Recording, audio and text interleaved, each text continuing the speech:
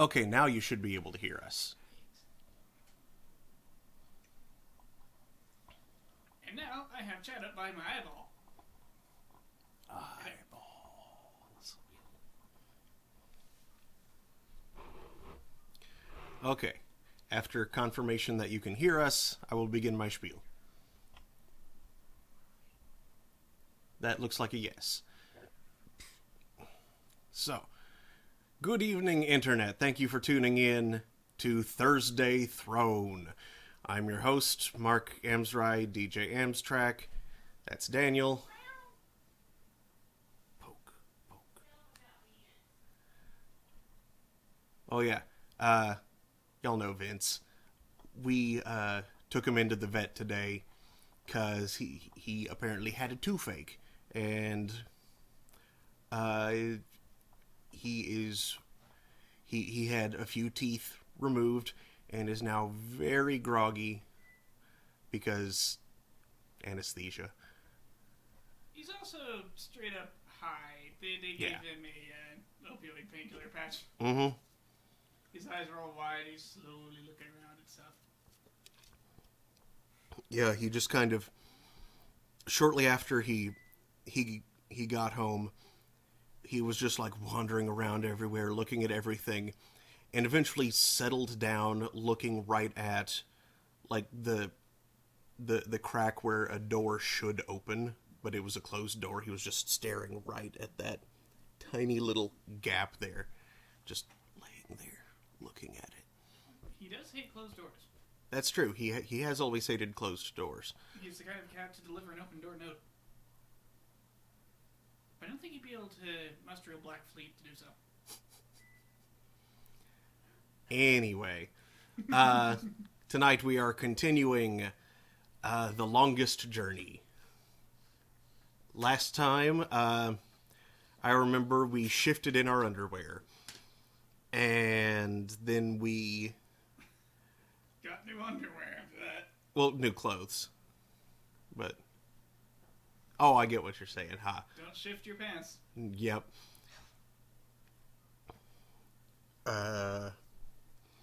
So we... did a little bit of dish work. Yeah. After... Because, you know, clothes and place to stay the night at an inn. So it's like... Yeah, we working off that. Gave the cup Makes handler sense. the what for? ICP style. Yep. Got a thing, a calculator, I think, was what he gave us in exchange. I was expecting us to win the bird so we could return it to the sailor who tells stories. But that wasn't the case, apparently. If we do get it at some point, it'll be something entirely different. And we also traded the cups handler, our magnetic screwdriver is what let us do it, because iron coins. And let's see, we went to the place. Essentially library. It had a different name. Enclave. The something Enclave. And... Just the Enclave. Oh, okay. Talked with Ministrum Urine. Urine? Urine. That still sounded like you said urine. Yeah, I hear he's a real whiz with the books. Oh. Urine? I'm gonna try that. There's an E there, you see. That it still sounded like urine. Urine? Urine. Okay. Oh, boy. I was still hearing urine. Well, we all know that we hear what we want.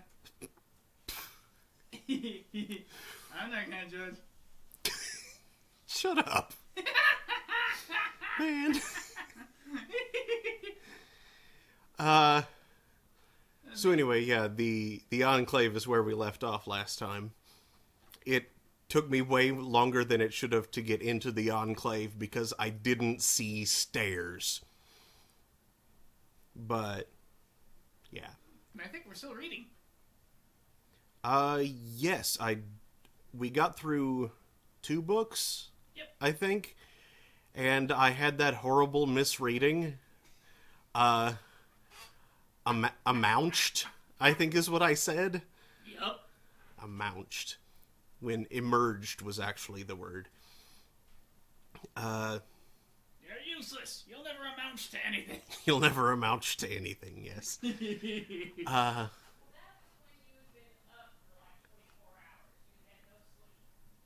It wasn't quite 24 hours, but yes, I had been awake for a very long time at that point. Like one says, in the far-off world of Arcadia, staircases are not clearly marked.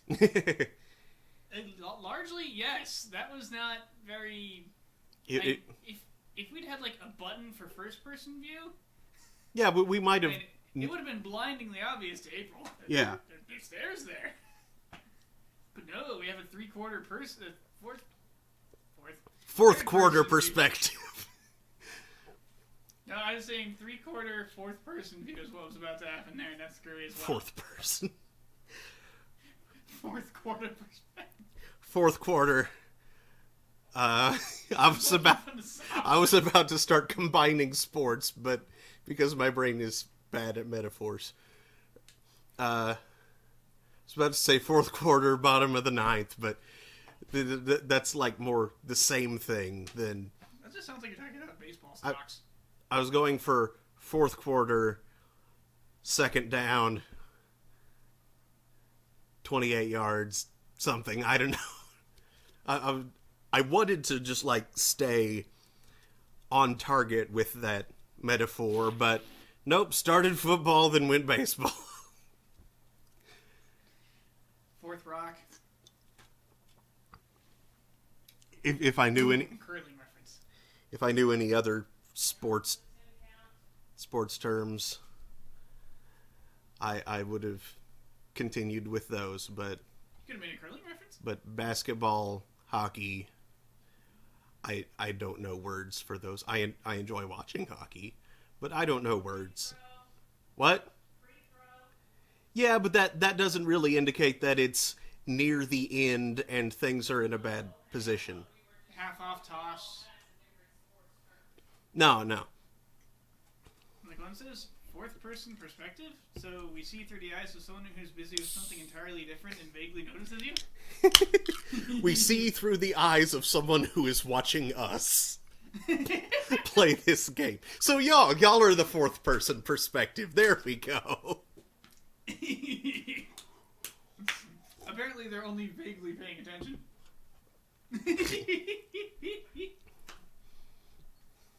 Yes, we're not actually done reading books. There are more books to read. More books, more dots. Okay, let's... Reading books on the internet? Yep. Yep. Luckily, Arcadian books are very short. Yeah. Reading books to the internet. People do read books on the internet. Well, yes. Reading books to the internet, that's a little weird. Not really. Like a bedtime story? I mean, audiobooks are totally a thing, and people do that online. That's so they can listen to books while they drive their car. Well, I've also seen, like... Or poop. I've also seen, like, ASMR bedtime story kind of thing. Like I know that, Chris specifically does ASMR audiobooks. Like, he uses the quiet, soothing voice, layers it with the crackling of a fireplace and the sound of page turning. Or read a book while sleeping, says Lord Bob Bree. I don't think that's how sleeping or reading work. It's all subliminal, you know? You just absorb the book while you sleep. And then you dream about it. Because that's how your brain handles things, don't you know?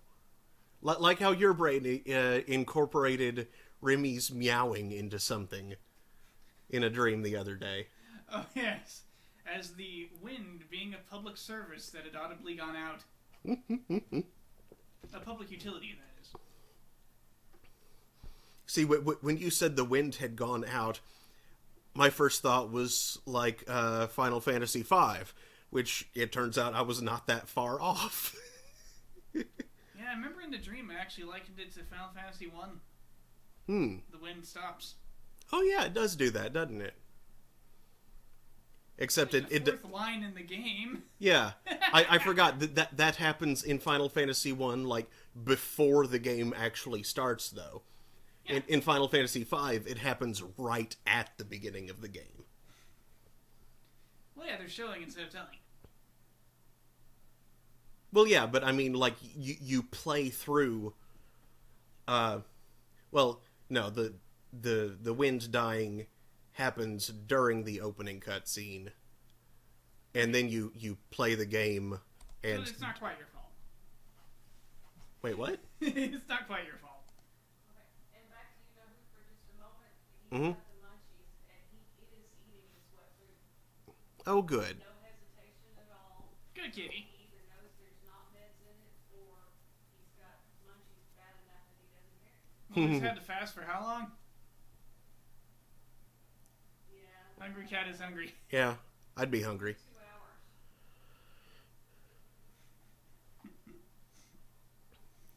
But anyway, enough rambling. Let's actually get on with playing here. We can continue rambling while we play, Yeah. as long as there's not dialogue. We can keep saying it fires up. My speakers are off. Whee! Like once the wind goes out. For pizza. Sounds of cheering. Hey, hooray! Pizza! Yay! Okay. What? SpaghettiOs? Where? Ah! No! Uh-oh.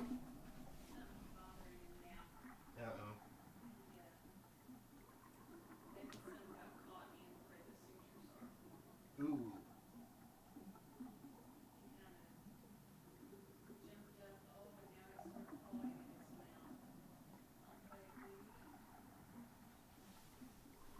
Baby.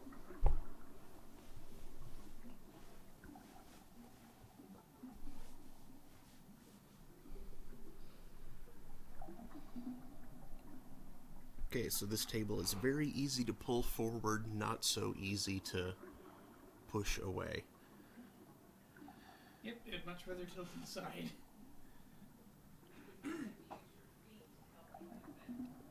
Mm-hmm. Okay. Oh, sounds of chewing, not cheering. Chewing. Lord Bobby corrects himself. Well, not sleeping, sleeping. Oh, goodness, it's you again. Oh, you gave me such a fright. That's standing right here. Could I see some more books? Oh, certainly. What a silly question.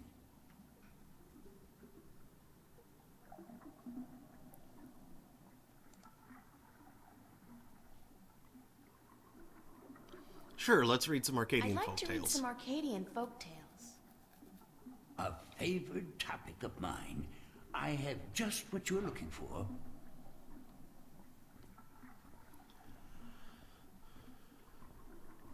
Can I hit escape to make him run? No. Yeah. But yeah, that thing with the FF5 and it being your fault the one time, me joking about that. It's just because, unlike 1, where you're going around fixing the broken world, 5, you're just repeatedly failing to save it until the end. Mm-hmm. I did find something of interest. I'll leave it here for you to read.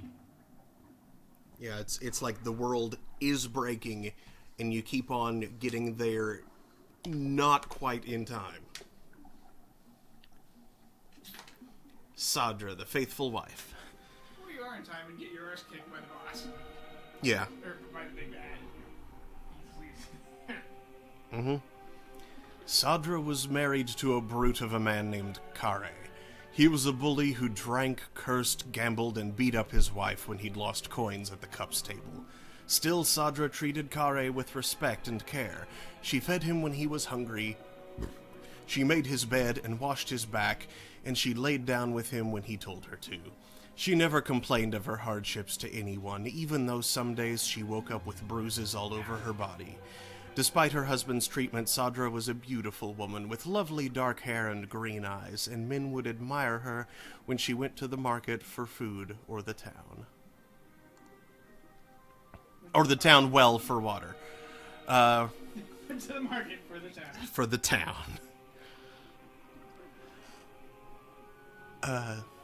But none dared approach her, fearing her dangerous husband more than they admired her beauty and grace. People would say, "Poor Sadra, she deserves better than what she has. She is so good and patient, even though her husband mistreats her every day." But no one was willing to do anything to free her from her husband, as they all feared his wrath. "She chooses her own path," they would say, "and it is not our duty to interfere." Then one day a tall and handsome prince rode into town to visit with the elder council. When he spotted Sadra carrying 2 heavy buckets from the well to her home on the edge of town, he was taken with her beauty and youth, and he jumped down from his well for water, because I misclicked the... jumped down from his horse to help carry her buckets home. On the way, he offered Sadra courtship, but when told she was already married, he bowed respectfully and excused himself for acting inappropriately. That night, Sadra's husband heard about the prince helping his wife, and after striking her down for letting royalty interfere with her duties, he strode drunkenly, for he had already had his usual fill of dark ale, towards the tavern where the prince and his cohorts were staying. When Kare arrived at the tavern, the prince was eating dinner, and when told Sadra's husband was there to see him, the prince stood and waved the man closer. "I must congratulate you on your good taste in marriage," said the prince, "for your wife is the most beautiful and good-hearted woman I have ever met." And then he offered Kare a seat and a tall mug of ale. But the angry husband did not appreciate the prince's advances, and he drew a sword and lunged at the prince before his guards could react. The prince was quick and lucky to avoid certain death, and before Kare could make a second strike, the prince had recovered his sword from where it stood by the wall and stood ready to fight the brute. "Leave him be," called the prince when his guards drew arms and ran to protect their liege. "This is between him and me." Smiling briefly, he nodded his head to Kare and stood to attention. Obviously, his skill with the sword was formidable. Kare, a coward at heart, knew that if he fought fairly he would surely die, and he sheathed his sword, but loosened the knife he had tucked up his long sleeve. "My pardon, Prince," said Kare. "My love for my wife is such that I am blinded by jealousy. I offer you friendship and apologies." He extended an open hand to the prince and smiled a broad lizard's smile. The prince, unaware of Kare's mistreatment of his faithful wife, smiled back and put down his sword and extended his own hand. "Your apology is accepted, sir."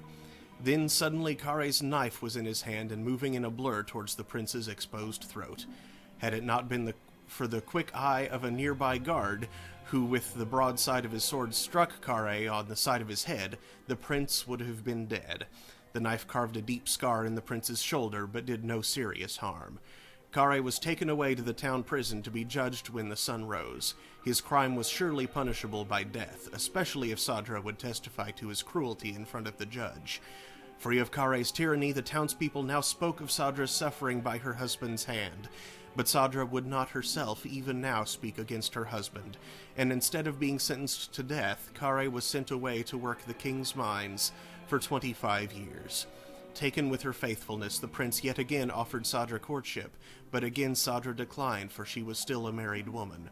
Then 1 year later, Kare attempted to escape the king's mines by killing 2 guards and climbing the walls, but he was shot down with an arrow and died in agony and disgrace. Again the prince visited Sadra's town, bringing condolences and a renewed offer of courtship, and this time Sadra agreed.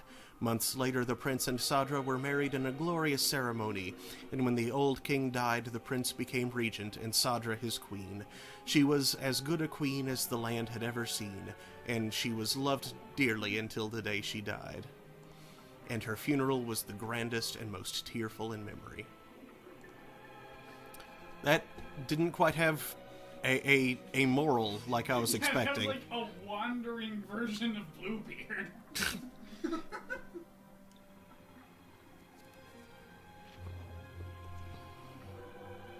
Fuzzy Buddy. Hey, Vince. Like, I mean, in one way it could be construed as she was faithful and so she got this really nice thing ultimately. But it's also, she was faithful, but she could have had this really nice thing a lot sooner and suffered less for it. Yeah, she had a bit of a...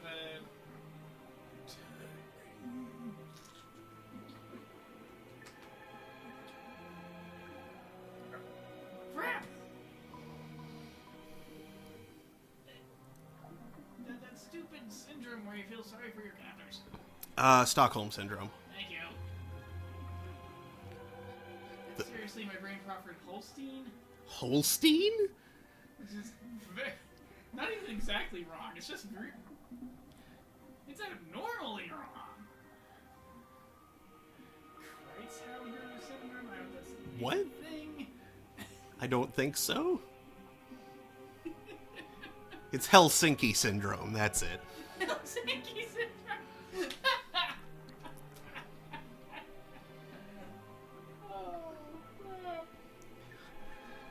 Yeah, sounds like she had a touch of that. The Children of the Lake.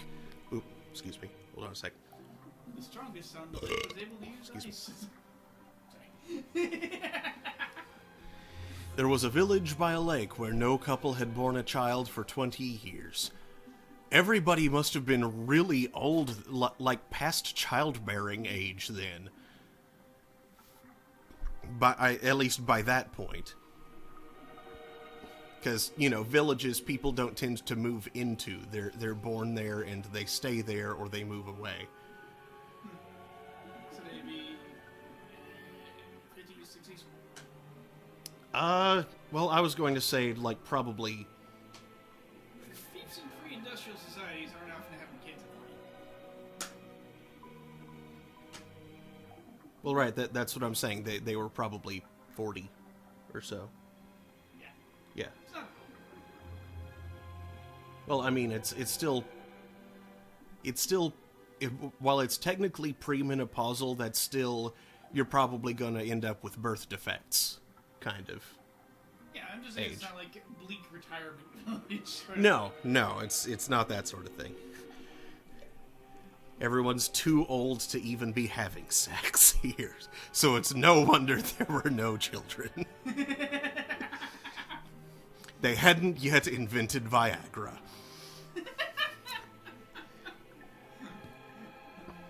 Why is the music doing this? This isn't that kind of story, I think.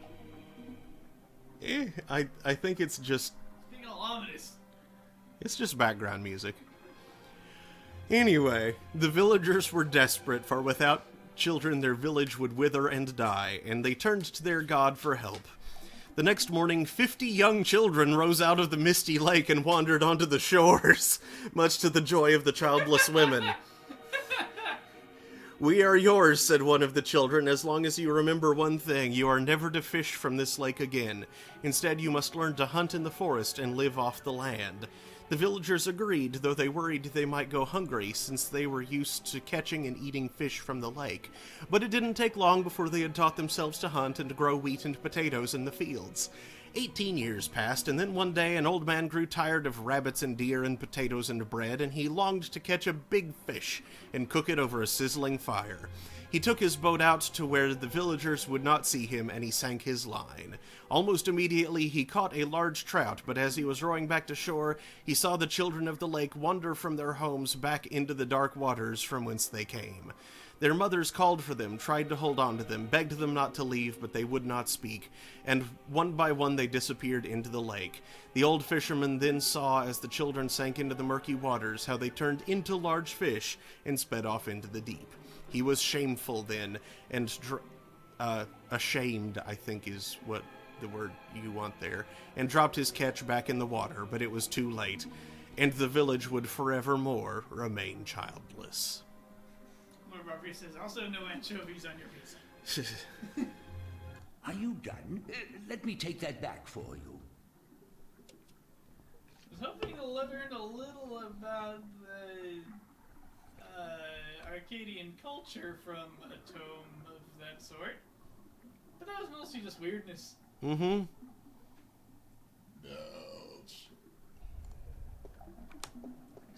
stories to tell on a Tuesday. Oh, goodness, it's you again. Oh, you gave me such a fright. Haven't gone anywhere. Stop Can I freaking. see some more books? Oh, certainly. What a silly question. I'm looking for some information, but I'm not sure which book to ask for. No matter. I know a great deal about most of the books in here. What topic intrigues you? Aha! Stuff. I've heard rumors about mermen who live beneath the Sea of Songs, and I'd like to find out more about them. Mermen in the Sea of Songs. Let me see what I can find, yes?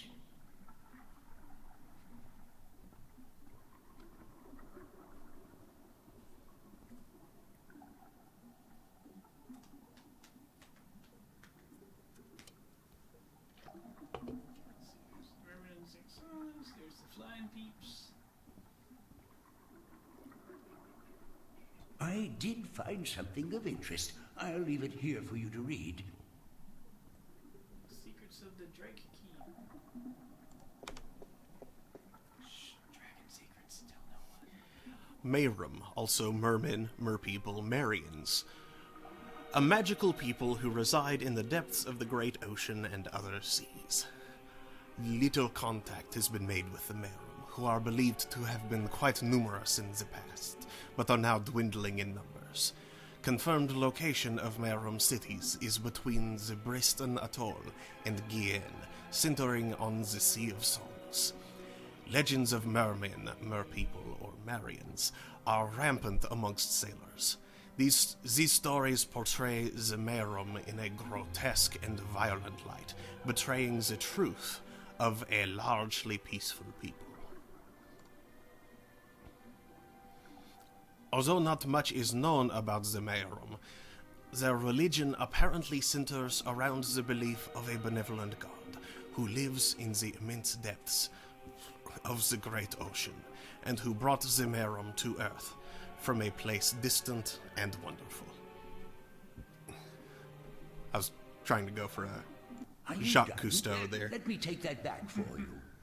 Wait. So the deity brought the merfolk to Earth's slimy ocean from a place distant and wonderful? What a jerk!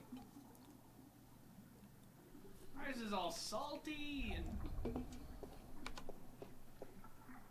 the bottom is seriously Oh, gross. goodness, it's you again. Oh, you gave me such a fright. And these days the surface is pretty gross too. Could I see some more books?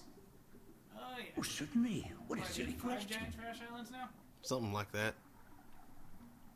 I'm looking for some information, but I'm not sure which book to ask for. No matter. I know a great deal about most of the books in here. What topic intrigues you?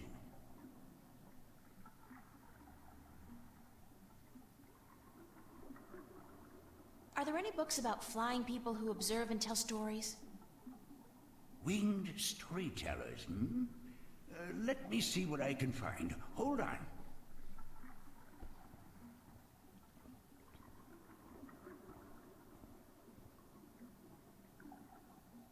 What was I saying? About how it sucks for the mermen being brought from a wondrous place to Earth's oceans. Oh right. I did Trash find islands. something of interest. I'll leave it here for you to read. And that one used to be the size of Massachusetts. It's now the size of Texas. Cool. That's the one in the Pacific. Nothing but Texas should be the size of Texas. The island of Elias, near the Briston Atoll. Maybe I should try to go there. Well, it's the size of Texas now. It'll probably be bigger in Texas in less than a year. Yeah. Everything's bigger on Trash Island. Alatian, a crafty winged people who have recently dwindled in numbers and whose ability to fly long distances has been steadily diminishing over the past few centuries. The Alatian are known for their ability to remember and tell stories from before the dawn of mankind and up to modern events. The largest known tribe of Elatian, with whom traders have occasional contact, resides on the otherwise uninhabited island of Alay in the Briston Atoll. Are you done? Let me take that back for you. One says lots of dwindling in numbers, I see.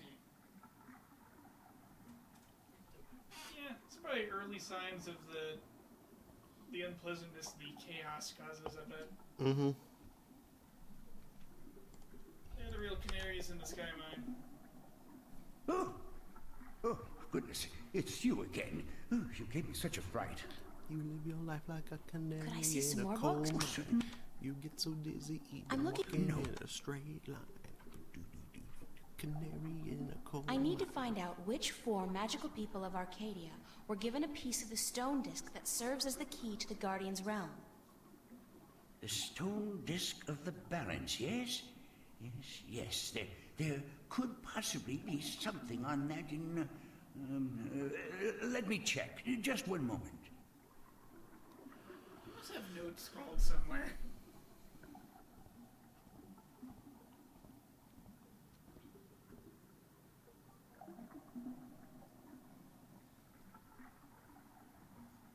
Also, just means there's everything on that same shelf. Oh no, he's been going all over the place. Okay. I haven't seen him go left of the stairs, though. No, he hasn't gone that I far. did find something think. of interest. I'll leave it here for you to read. I guess they probably figured waiting that long for him to walk there and back was just too cruel.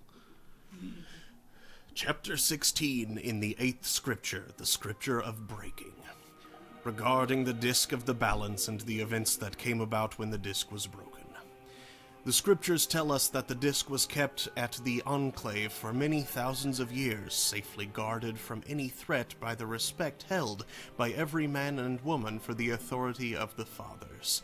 But with dissent came disobedience, and disobedience brought immorality, and immorality begat theft. Wow, so disagreeing with the way things are done leads to bad things. That's a great moral, but it's in keeping with most religious messages. So, I mean, I guess it makes sense in Scripture. Tyran soldiers, aided by sentinel traitors, attempted to make away with the disc, but were thwarted by the White of the Kin herself, intervening, although forbidden to do so, on behalf of the Fathers. The disc was brought safely back to the Enclave, but the threat would linger in the minds of the Minstrum and the Vestrum. So it became that the disc was melted in the forge of the Dragon's Mouth, shaped into the elements of 4 magical people, and given to these respective people for safekeeping. Wait, what?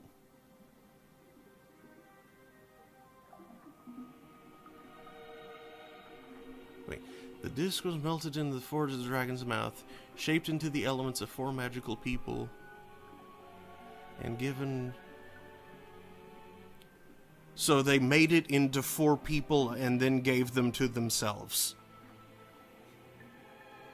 I think... Or it was made into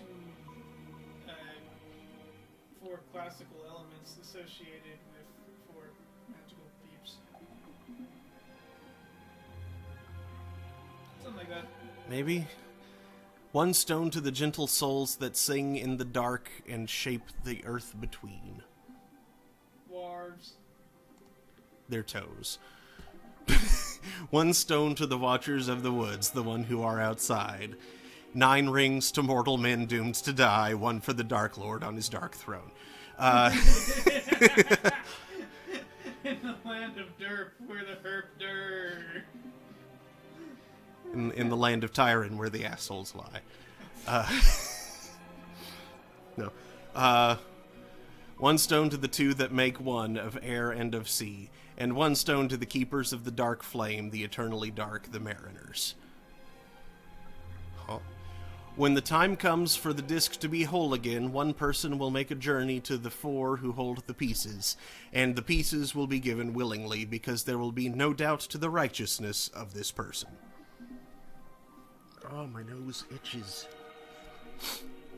Are you done? Let me take that back for you. The Forge of the Dragon's Mouth. So she just, like, bit it and burped for a while, and then spat out the 4 molten chunks. Maybe? Oh, it's you again. Could I see? Oh, sir. I'm looking. No.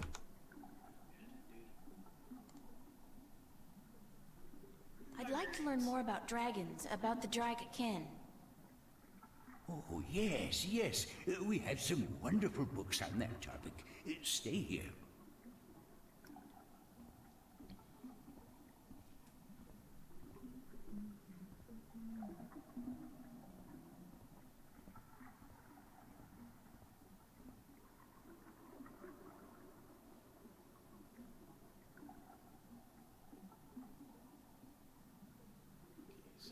I keep on misinterpreting this as glare on our screen.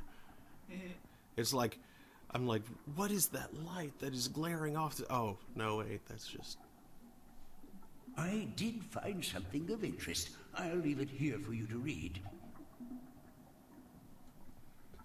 Oh, hey, it didn't do that weird failing to capture the mouse thing that it has been doing. Yeah. Secrets of the Dragkin by Minstrom Elyak. Minstrom Elyak, which is Spanish for the yak. Forward. The Dragkin are known by many names throughout the Twin Worlds. In Owl Tongue, they are often referred to as Draken. In some variations of Low Tongue, Drekin. In the Southlands, the word Duragik refers specifically to the winged lizard shape traditionally associated with the kin. In Irhad, the eternal spirits of the kin are called simply Drak, regardless of their current shape. In Stark, most cultures refer to the kin as Dragon, Drage, Drach, Dragon, though this usually refers only to the winged lizard-like shape and not to the spirit inhabiting this shape. In fact, while in Arcady, the kin are respected and revered as eternal spirits, with great significance in the balance and the all. In Stark, the kin are mostly creatures of mythology and fairy tales. However, in some Stark legends and scriptures, notably the Christian Bible, the name dragon is associated with the forces of evil, and thus the religious connotations do seem to have carried over in a somewhat distorted form. Who or what are the Dragkin? Why not ask who is the creator, or what is the all? Questions thus asked will remain in perpetuity unanswered, for they are in truth unanswerable. To condense all knowledge of the Creator into one answer is futile, as is any attempt to define the all without describing every single element that makes up the all. So also with the Dragkin. We cannot answer who is the kin or what is the kin, but we can provide some answers to the simpler questions, the questions that deal with what we see and hear and feel, and what we have been told by the kin themselves. Answers that together may give us, if only the faintest hint of the whole truth, then at least some indication of who or what the Dragkin are. Born of the emptiness between the stars, reads the 11th scripture of the balance, the scripture of time. Shaped in unison with the all, part of the all, yet outside the all. Dragkin, note the ancient high tongue variation of Dragkin. Why so many variations and interpretations of the Dragkin form from culture to culture? The kin have always been shrouded in mystery, and from mystery rises legend and myth. The kin seem content to be seen as nothing but tall tales and figments of a bard's fertile imagination. Wait, did I accidentally skip a page? No, I didn't. Are you done? Let me take that back for you. Freaking short arts Arcadian books. Mm-hmm. That was almost completely useless, actually. Yep.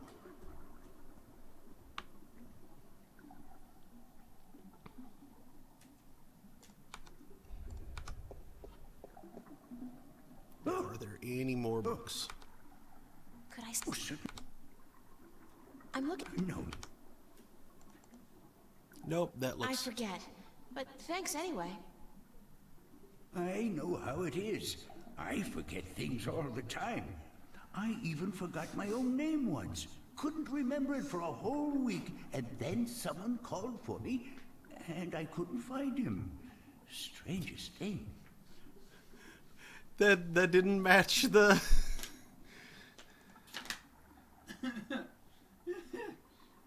Actually, I don't feel like reading right now. Don't feel like... Very well, though it is the strangest thing I've heard in a while. How can you not feel like reading?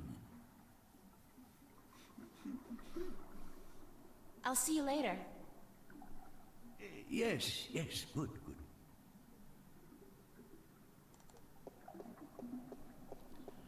Been reading for minutes on end, Broseph. Got important stuff to do. Yeah, as I said at the beginning, this was the stairs that I totally did not notice at all. I think this might be the forge of the dragon's mouth. Maybe?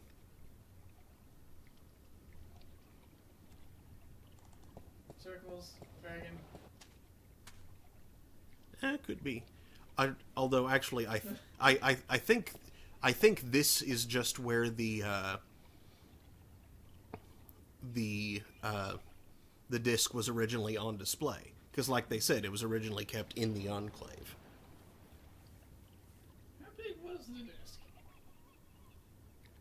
I don't know. It's a small recess about the size of my fist, with a thin duct extending from the recess to the circular hollow in the middle of the floor.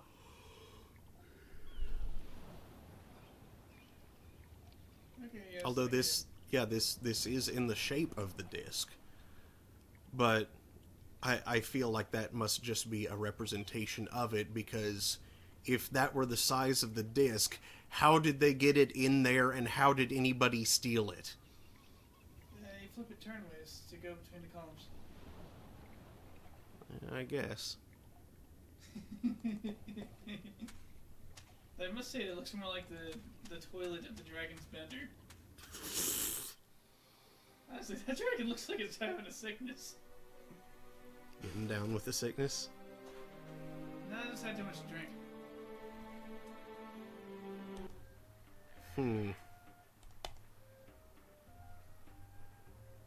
Actually, let's talk to the map guy. Maybe he can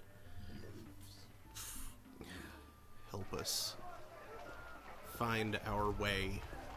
Maps? Maps! Did you make your delivery to Tunlyak at the Journeyman Inn yet? Oh, I forgot all about that. By the balance, get to it.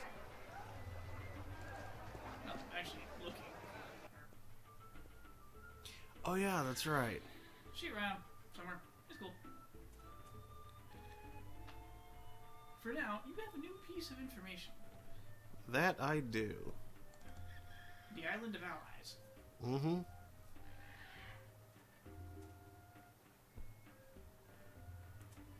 Who do we know that know a bunch of stuff about islands?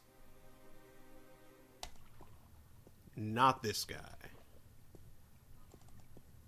What'd you see? This guy.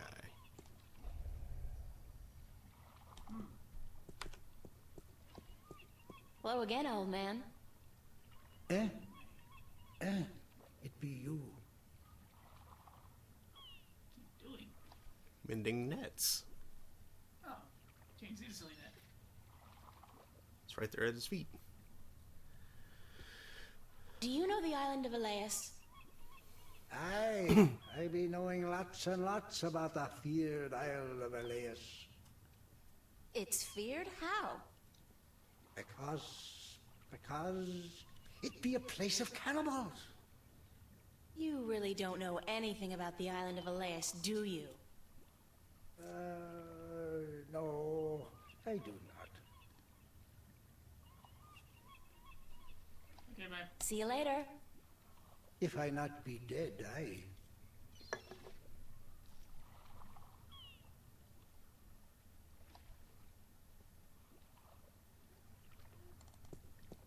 Okay, maybe that was the guy that we want to talk to.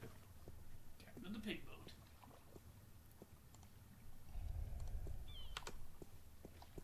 Hello.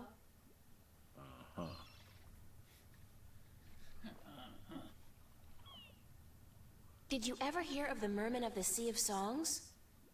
You mean the bloodthirsty cannibal merman of the Sea of Songs? That's it. Yeah, it's them. Never heard of him. Oh, alright. Are Dork. you sure you've never heard of the Merman of the Sea of Songs? Be quiet. Shh. Not so loud. What's up with the shushing?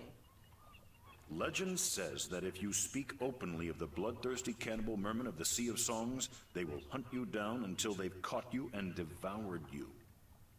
And you believe this legend? No, I'm just trying to scare you off. Do you know anything about a god that fell from the sky into the sea?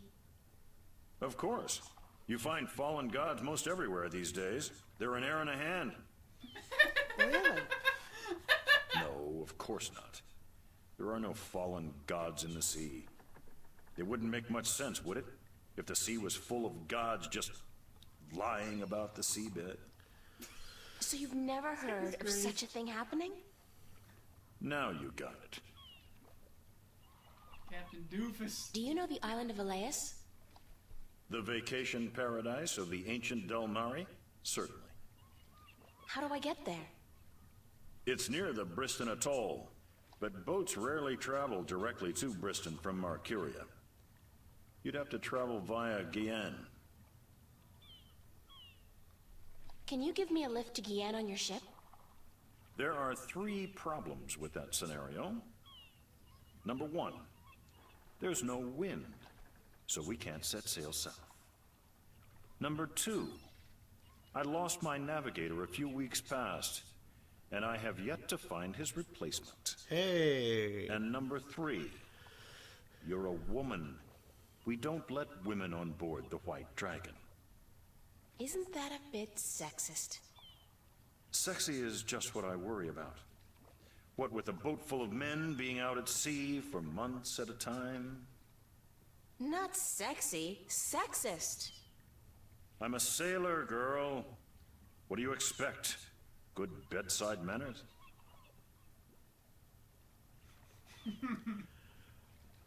Okay, this guy's voice is sounding really familiar to me. But I can't place it.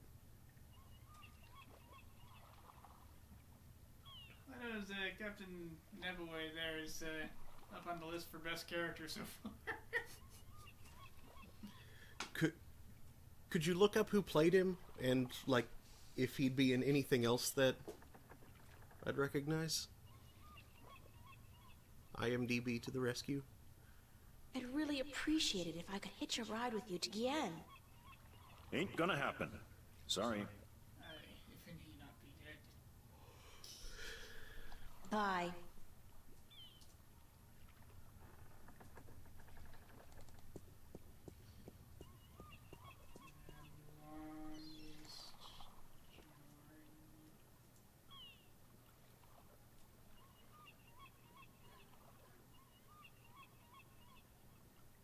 Video game, 1999.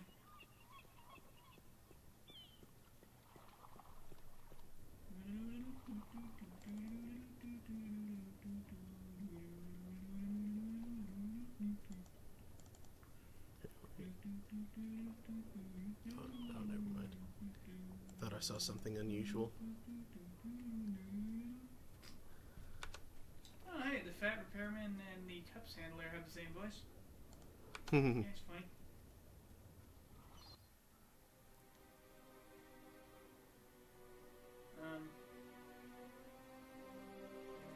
Where's Captain Doof?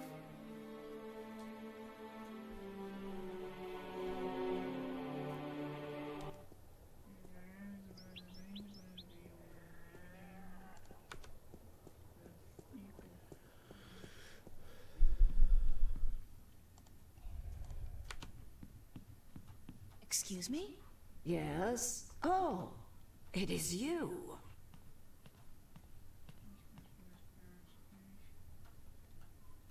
know when Tunlayak is expected back? I could not tell you, child, but from what I know of the ships in harbor, she will not find one that needs a navigator anytime soon. There's more Thank you, voices. ma'am. You're welcome, child. John Henry Cox. I don't recognize the name, but what else has he done? Freddie Mellon, April's father, and a cop. No, I mean, like, what other things has he been in? The bathroom.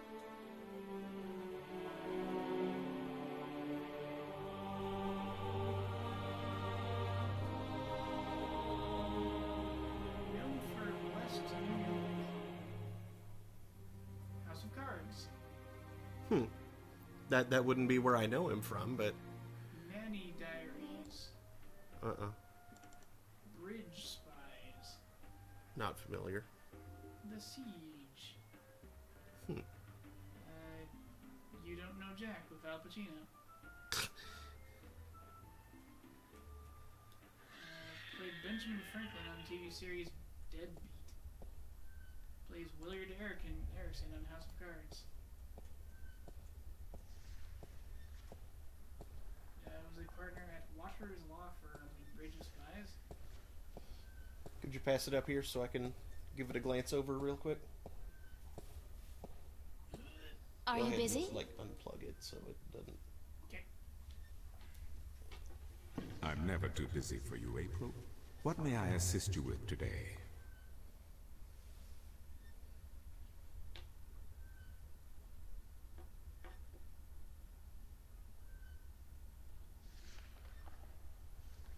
Okay.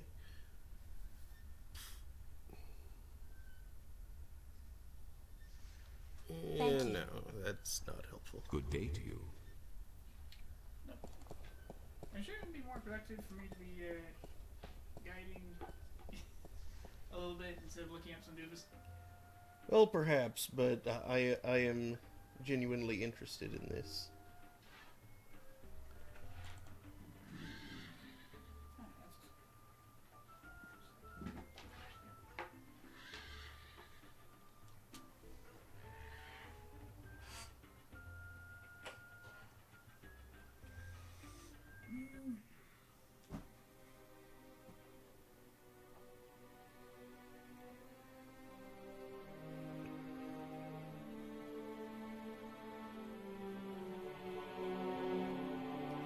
Yeah, okay, this is a whole bunch of stuff, some of which I recognize the title of, but haven't actually seen, so... Yeah, largely minor parts, the dude's character actor. Yep. It could be that he is,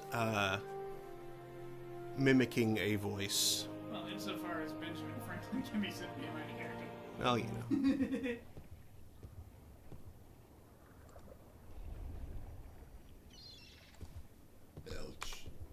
Hello? I have some more questions for you. Shoot.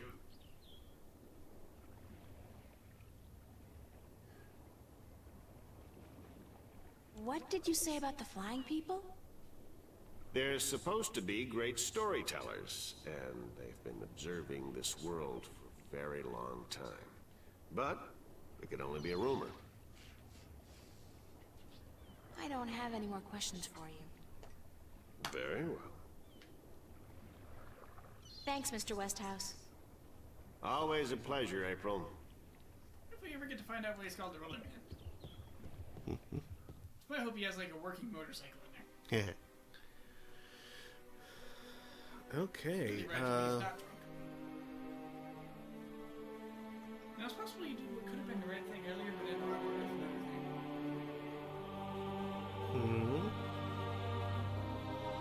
Something bird related. Bird related. But not directly bird related.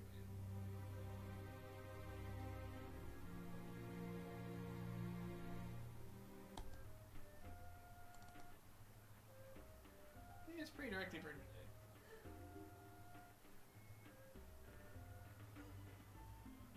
Need some avian indirection. talking bird.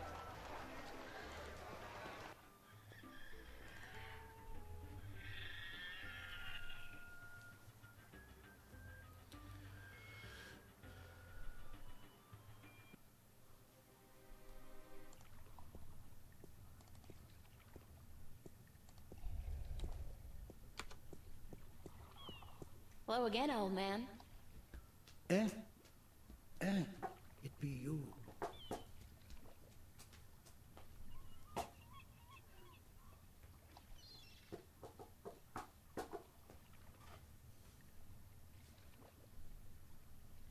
Do you know how I can get passage on a boat going south? Aye, coin be the way, as me beloved wife always be saying. Course she'd be running off with a wealthy merchant while I be away at sea. Women, never trusted one I didn't pay for again. I don't have much coin at all. And I be at a loss, as do ye, unless...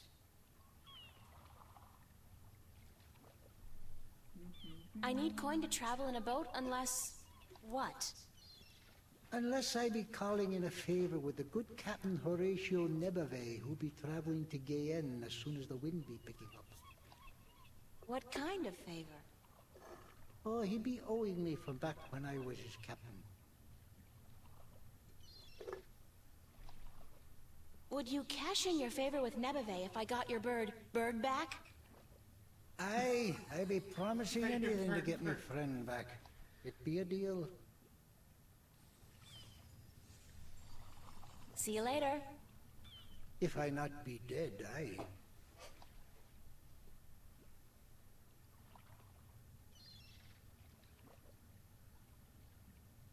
Hey, would you kindly drink me? Wait. That sounded... Deliver a drink unto you. Yeah. Yes, deliver a drink to me. That... I think you were wanting to say beer me, but... Yeah. And it's a good thing you didn't say... Do.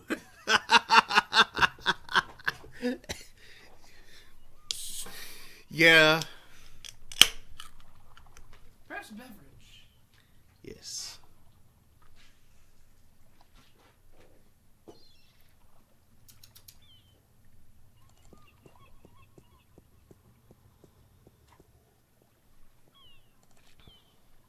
And now... Bird.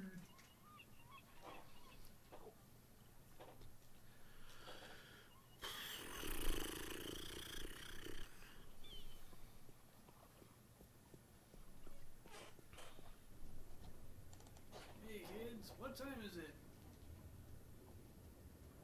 Bird time! I can't hear it. I don't know, my brain's been weird. Is that a donkey or a cat? It was some kind of animal.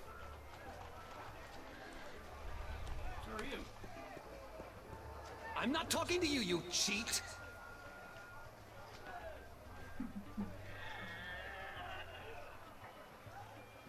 It's the traditional game of cups in which you stand no chance of ever winning.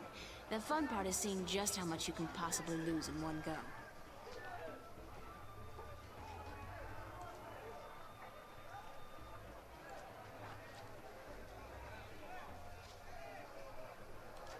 Is this one?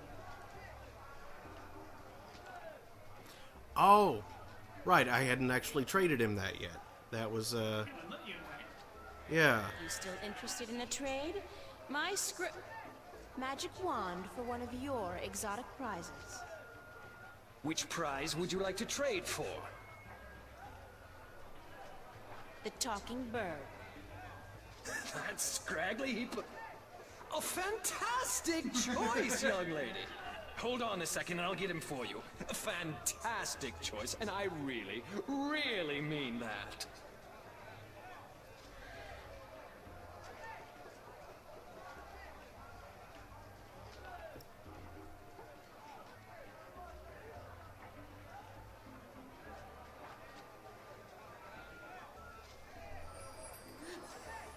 April Ryan! What did you... So, you're a bird, huh? Yeah. Wait a second. Did the old man send you to get me? I guess he did. My name's April. Oh, God, is there no escape? I mean, not that I like being cooped up in a cage for gamblers to gawk at and children to spit at all day, but give me a break. It's better than being locked away in a stinking chest. What? Oh. Thanks a whole bunch for rescuing me, April. You're welcome. No, hey, that's not what I meant. I was being sarcastic. Do you know what sarcastic means? Speak all tongue? Yes, hmm? No, actually, I don't. I speak English. English? English? I don't know where you're from, lady, but you're weird. Okay, so let me go already, alright? Enough with the I'm human so I can boss the bird around shtick. We're all impressed. Sorry, I promised the old man I'd win you back. I need a favor from him badly. Yeah? So what's so important you'd sacrifice a bird's happiness and well-being? The fate of 2 worlds, billions of people, and the balance. Yeah? So... No, forget it. So were you always just Bird? Or did you have a better name? No. It's always been Bird. My full name is That Damn Bird. I learned that when I was 2 weeks old. That damn bird, the old man would say. No good ball of feathers. Then he beat me with a stick. Really? No. He'd just stick me in the chest and forget about me. Which is almost as bad as beating, believe you me. I'm sorry to hear that, Bird. You know, if you were my bird, I think I'd call you Crow. Yeah, well, I'm my own bird, lady, and I don't... Crow. You'd call me Crow? That's a pretty good name. It's a proper name, at least, not just an insult. Anyway, I guess I'd better get you back to your master bird. He's pining for you. All he's pining for is coin to gamble with. It's really none of my business. Sorry. Sure you are.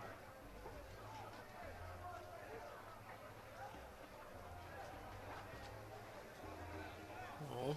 Isn't there anything I can do for Bird? Like other options?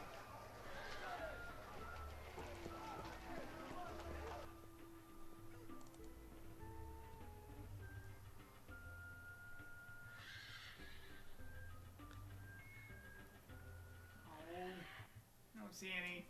No.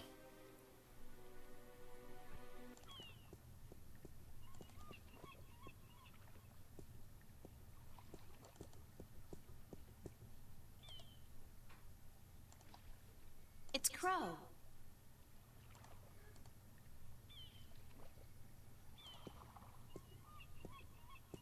Here's your bird, sir. It wasn't easy, but I got him back. I sure hope you're grateful. Bird, blessed be the balance, me faithful friend and companion be back. No, not back in the chest, not in the chest!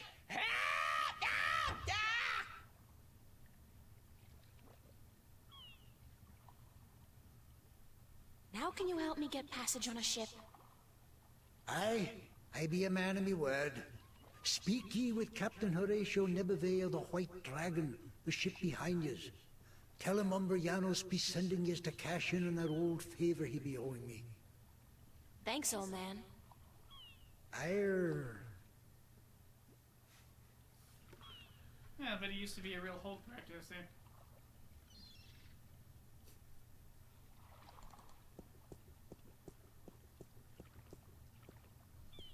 I can't believe they made the pining gag. Hello.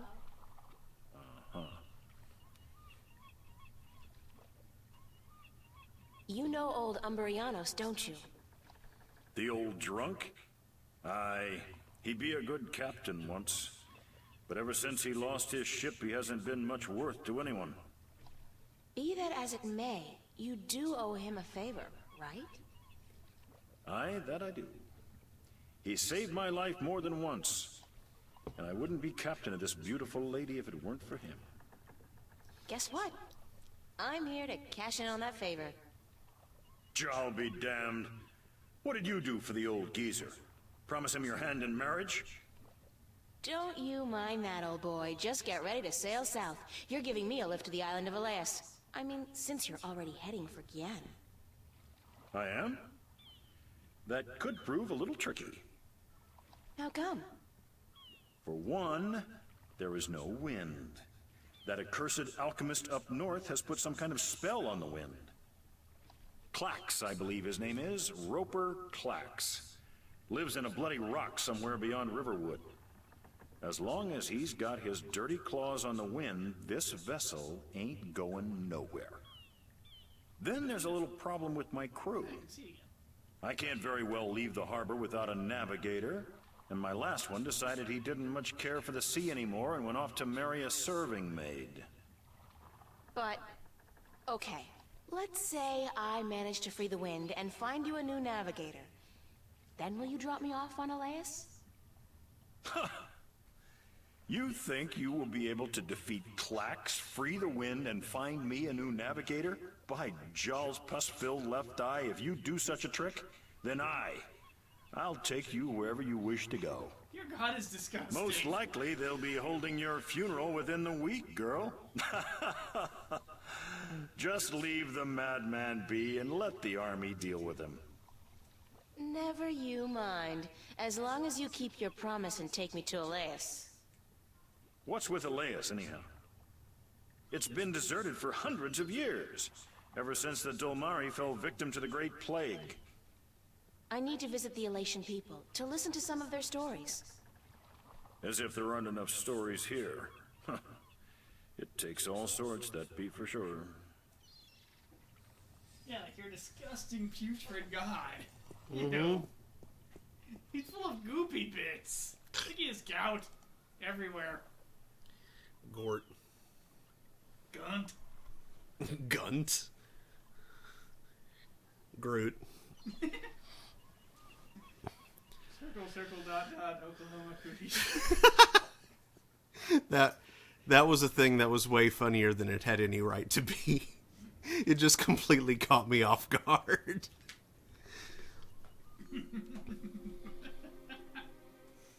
The road north. Aminals. I wonder where it goes. It's some kind of cattle, but not the kind of cattle they breed in Kansas. Arx. Yep, probably. Something like that anyway. It's a small barn. Or with the kerning being what it is, a BAM. It's a farmhouse. You're a farmhouse. Is there nothing else here? Look at the size of that explorer over there on the left. Those monuments, they're enormous, like man-made mountains. Wonder what they are. What they were made for. Why were the man-made mountains made? There's another one, and there's another one. Huh. They're probably pointing at something important. Yeah, they're all pointing off in that direction. Sky Palace? Crow! I'm guessing Sky Palace. Crow! Ooh, that bird is out of shape after being stuck in a cage for so long. Mm-hmm.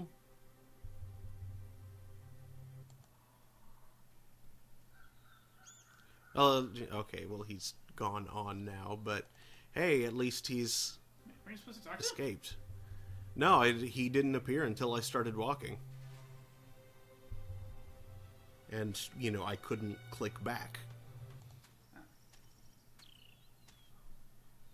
Oh, well, if you hadn't been so quirky, he apparently follows you after he lands. Well, he didn't quite land. He kind of took off. He like briefly stopped and then took off again. Yeah, so different. Okay. It's a discarded wagon wheel. Sparkle Dailies. Rock me, mama, like a wagon wheel.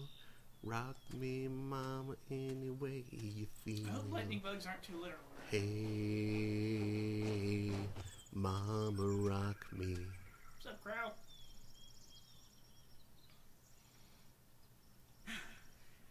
Do you always travel like you got a two-headed Vesperian nymphate on your tail? I couldn't keep up half the time. Crow, is that you?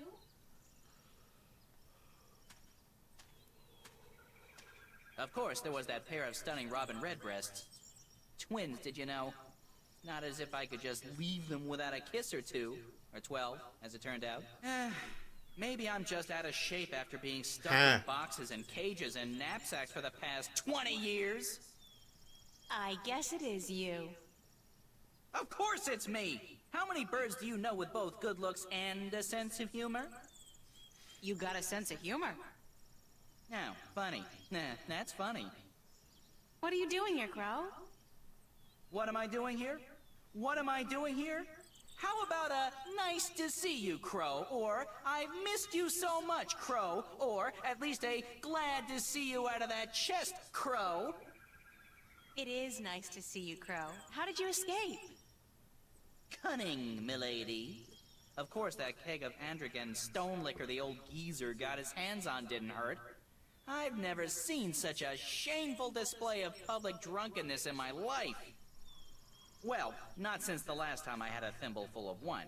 Yeah, boy, were those ladies in for a surprise. When they were told I could talk, I'm sure they didn't count on my encyclopedic knowledge of Dolmari obscenities.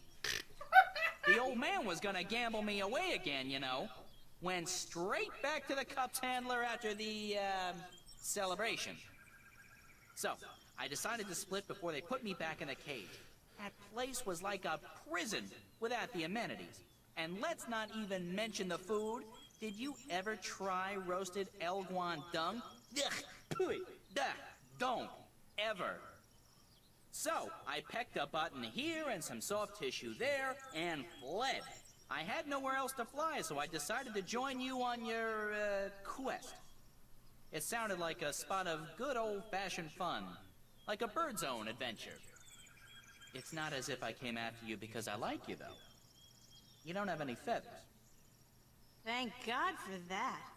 Okay, if you want to join me, I wouldn't mind some company. I'm guessing you'll be using your wings, though, and not your feet? The ground's no place for a free spirit like myself, baby. Besides, I hear there are a lot of good-looking birds in this forest, and let me tell you, they don't parade about on the ground like winged chickens. Just try to slow down once in a while. Let me catch up. Sure. But how do I get your attention if I need to talk to you? Can you whistle? Like this? Sorry. But wait a second, I got a little flute. I could use it to call you. I'm not a sheepdog. Let's get that straight. You play your tune, and I'll consider your request. I won't be flapping to attention like a tame soldier hawk. Deal. We better get moving, though. It's getting late. Aye, aye, Captain.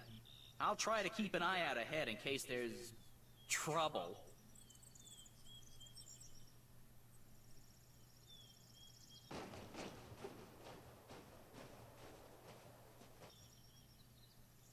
What was I saying before Crow appeared? Stuff. Oh yeah, I was singing Wagon Wheel. But It's an interesting way of throwing things completely off if it's engaging dialogue. Mm-hmm. What I was about to make note of was that anytime someone sang that song at karaoke, it has the exact same chord progression as If I Had $1 Million by the Bare Naked Ladies. So someone would be up at the mic singing that, and I'd just kind of be singing to myself, if I had $1 million, I would buy you a house. I would buy you a house. And if I had $1 million, if I had $1 million, I would buy you an exotic pet, yep, like a llama or an emu.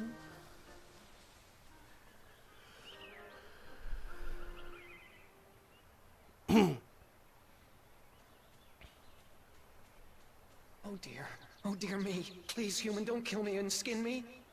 I haven't even sung to the soil yet.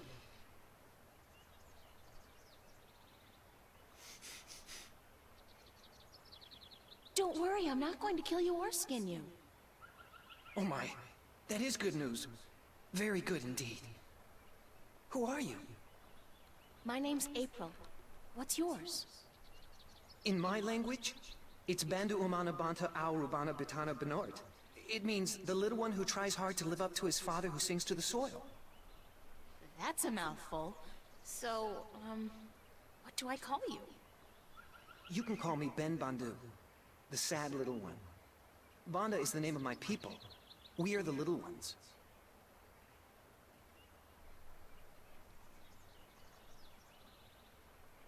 Why are you sad, Ben Bandu? I'm looking for my brother. He's been gone in the forest for many days, and I've not heard him sing to us. Our people don't walk about the forest much. It's too dangerous for us. You haven't seen my brother, have you? He's short, about my height, with a tan coat and a mischievous glint in his eye. You're the first mole. The first Banda I've met. Oh dear. I hope he's all right. A lot of our people have disappeared this summer. What happened to the Banda that disappeared? We don't really know. But there's something evil in this forest. Something that doesn't like the Banda. I shouldn't be out here looking, but I must find my brother. If I see him, I'll let him know you're looking for him. Oh, thank you. Thank you ever so much. Aren't your people called the Mole People? That's what the city dwellers and farmers call us. They say it with sharp tongue. Moles. Dirt diggers. They don't like us very much. Our given name is Banda, the little ones. Or the Banda Banta, the little ones who sing to the soil. How do you sing to the soil? When we're old enough, and we found our voices, we just sing, and the earth shapes itself to our needs. We live in harmony with the earth, just like the birds do with the air. Good luck on your search, Ben Bandu. Sad little one. And the best of luck to you, April. Please, if you see my brother, tell him to come home. We're all so very worried.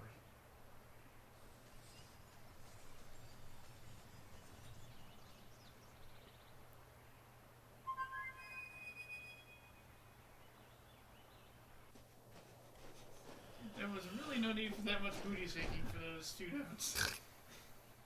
Booty, booty, booty, booty, rocking everywhere. Hey, Crow, would you mind doing me a favor? I was having this tete-a-tete with a pretty young sparrow, but hey, Crow at your service. Did you say favor? Oh, sure thing, unless it's something extremely... No, make that even remotely dangerous. I don't like dangerous. Not at all. Just scout out the forest from your vantage point. See if you can find Ben Bandu's brother. Ben who? The mole I just met. I thought you were supposed to be watching me.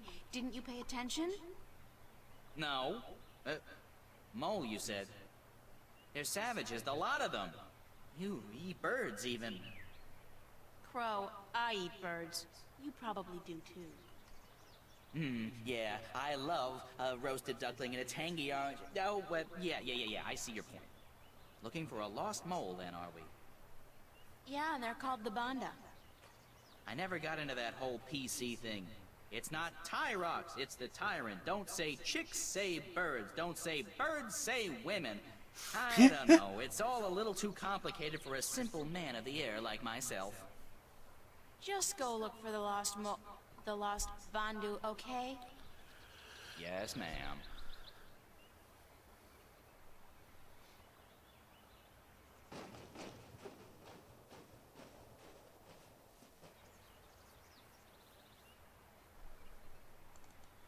The bridge is out!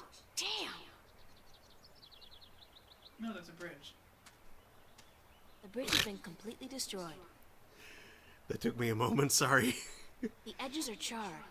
Whatever caused this, it couldn't have been floodwater or simple wear and tear. I'll have to find some other way across. This gorge is too deep to cross and the river too fierce.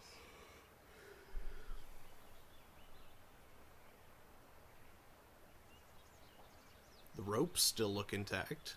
How do you gauge river ferocity?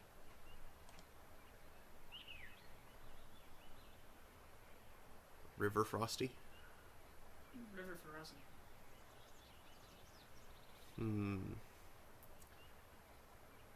Fierceness.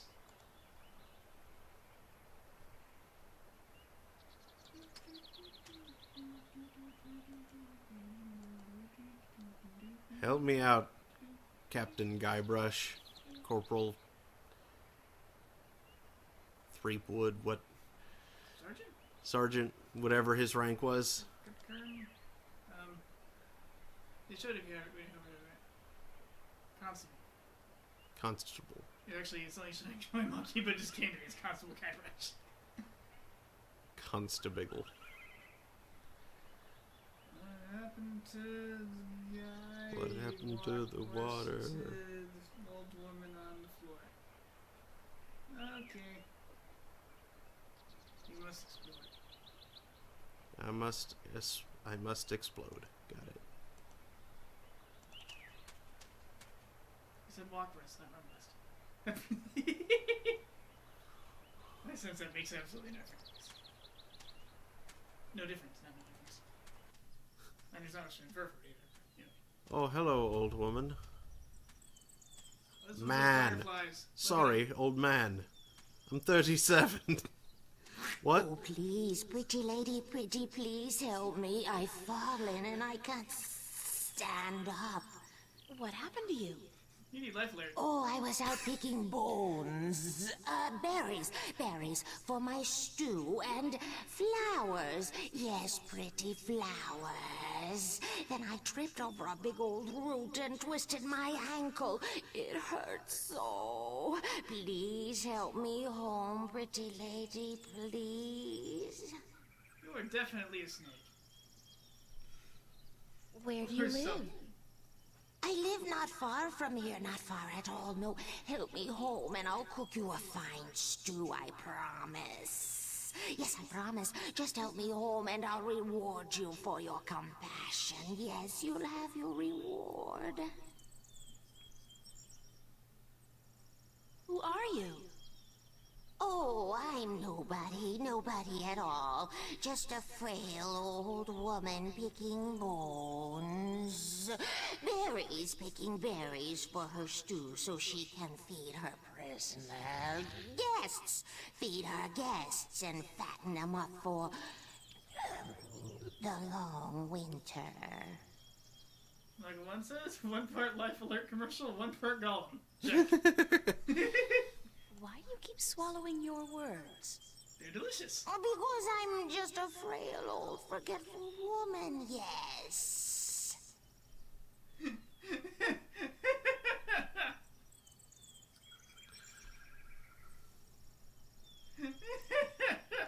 No.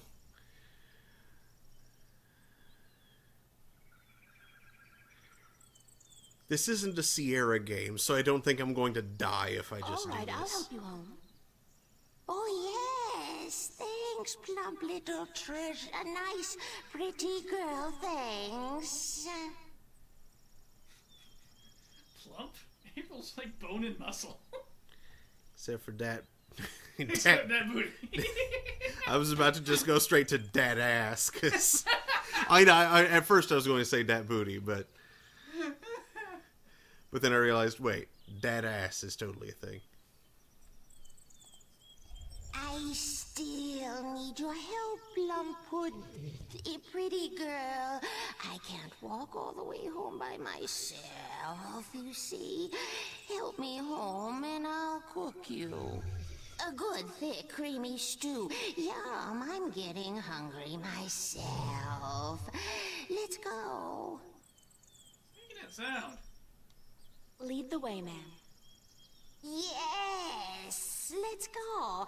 Come on, just follow me, my sweet treat.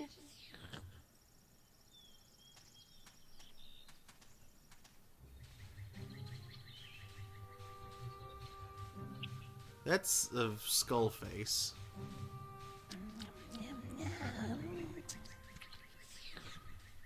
One of those fireflies.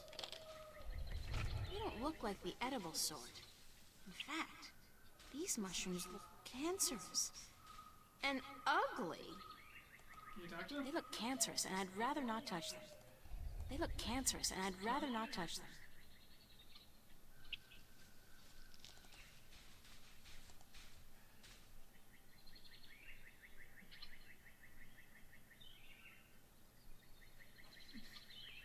Seeing if I can observe anything.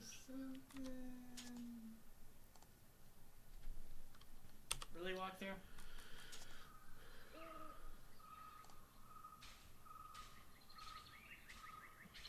She was way too tall for that door. An honored guest. I'll just check on my stuffing. My stew, yes. My thick, delicious stew.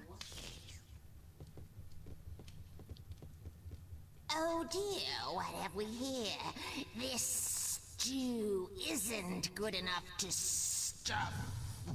To serve a guest as plump, as well-built and delicious, as honored as you, my dear. Why don't you just wait here, and I will go pick some more berries and spices for my stuff. My stew. But wait, what about your bad back? I thought it was her ankle. What a strange... what a strange woman.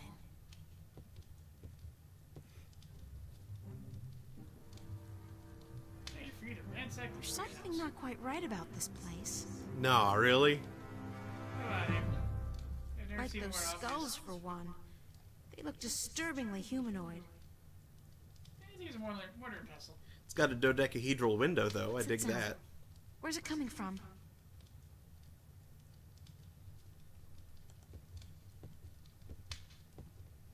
It's a wooden table with a tablecloth made of some kind of animal skin. Something's cooking, all right. Oh, I no. just can't put my finger on what exactly. Oh, that's... I'm creeped out by that now. Yeah, I'm sure it's like toddler skin or It's something. a large fireplace. That's way too much skin for a toddler. Well, she does like to fatten first from the sound of it. That would pillow be looks a little shaky. fat toddler. It's kind of shaky, and I don't want to risk bringing the roof down on top of me. You know, someone should raise that roof first.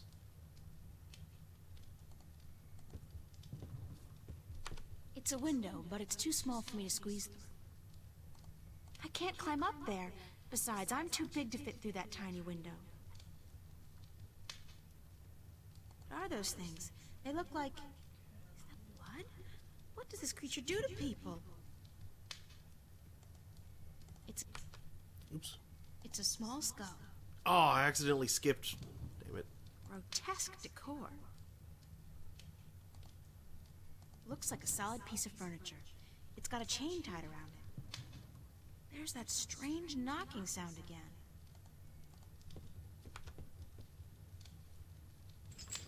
It's locked solid. What was that? It sounds like somebody's trapped inside the cabinet.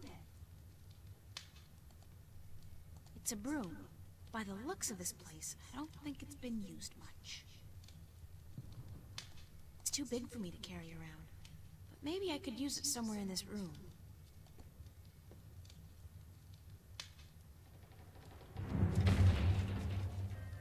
Oh, dear me.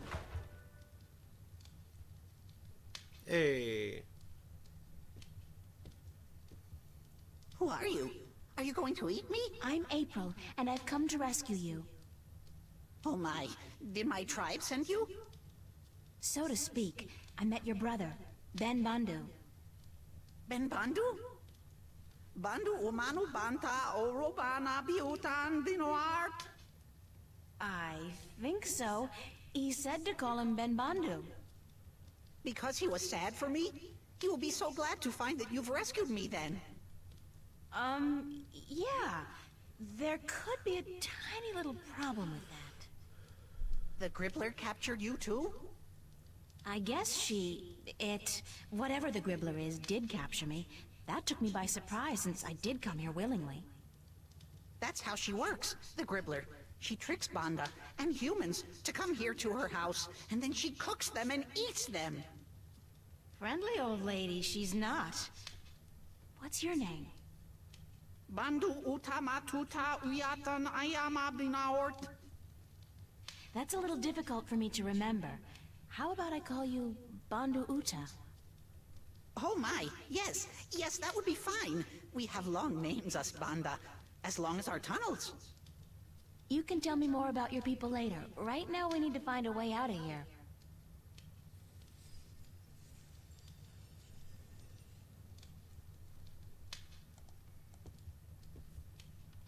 I can't climb up there. Besides, I'm too big to fit through that tiny window. Come over here. Let's try something. Oh dear me. What are you going to do? I'm gonna get you out of here. Hold on. Can you break the window and get through? Oh dear, I'm so sorry, but it doesn't seem like I can do that. The window is too thick for me to break.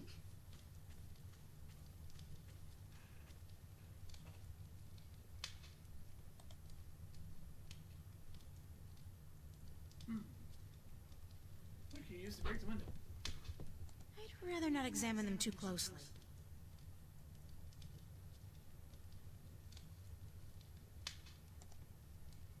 It's a loose floorboard.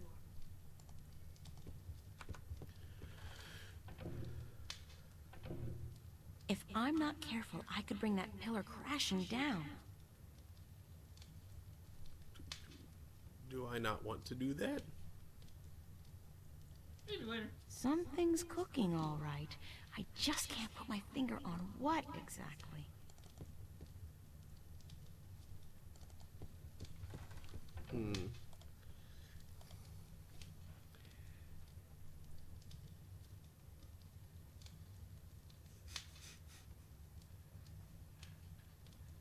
That just happens to be where my cursor is hovering. I don't actually... I've tried him in every other situation here, but no. Well, you know you need to break that glass. Mm-hmm. What's around? It's a broom. The broom's still there, but I can't interact with Not it so anymore. solid after all. There's chains that I can't interact with. Grotesque decor. There's the tools, which she doesn't want to touch. There's the pillar here, which she also doesn't want to move. It's kind of shaky, and I don't want to risk bringing the roof down on top of me. There's the small skull. Ugh.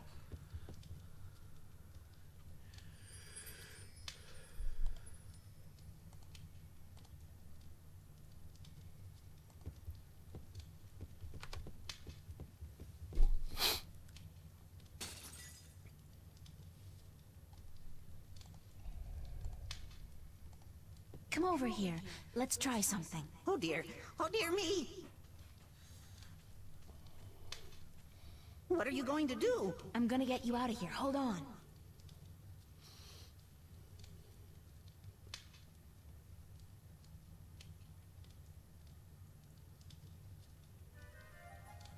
Hey, wait a second. I need you to open the door for me. Don't run off. Damn. Well, theoretically, she should have How had am I to gonna do now? bust the shard there for like the broom or something. Otherwise, he would have sustained lots of lacerations. I am back with the berries and... What's happened here? Why is the...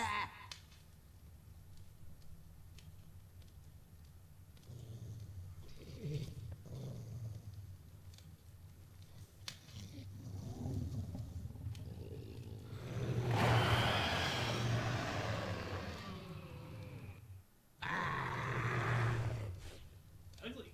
What have you done, you stupid little human? I just saved an innocent person from being your dinner, Gribbler, so there. So, you think you could come into my house and set my dinner free and get away with it? Well, I will get away with it, because soon a lot of people, armed people, will come to get me and to kill you. So you'd better run away while you still have a chance. I guess you will be my dinner tonight then, and I had hoped to save you for tomorrow. Oh, come on, Gribbler. You can't honestly think you can eat... Step aside. I know karate. Beat it. Get out of here.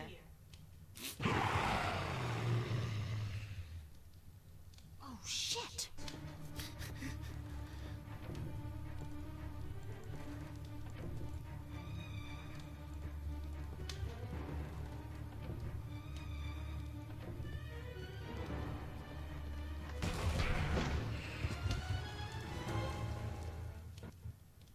That works. I can't examine. Also, that thing died pretty instantly in the fire. I guess it got knocked more than a little bit unconscious. I suppose. Oh, that was disturbing.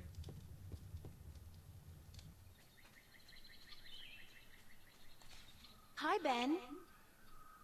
Oh dear, where's the monster? She vanished like smoke up a chimney. Do you know what happened to your brother? He just ran off, didn't even stop to say goodbye. I met him back on the road. He was running like the wind. Said that when you helped him out of the window, he spotted the Gribbler returning, so he went to get help. I told him to alert the village, gather as many of the Banda as possible, and come back here. And that I'd try my best to aid you in the meanwhile.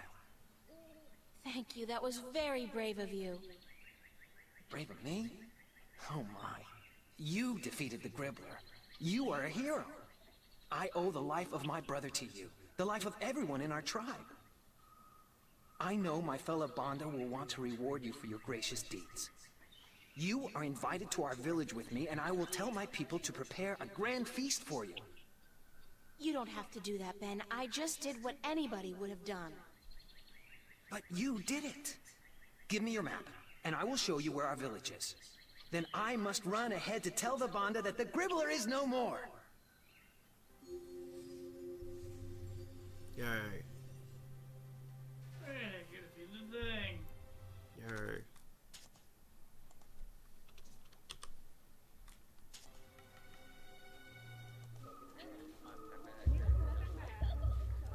We got a nice bonfire going. What's up, Crow? Crow. April!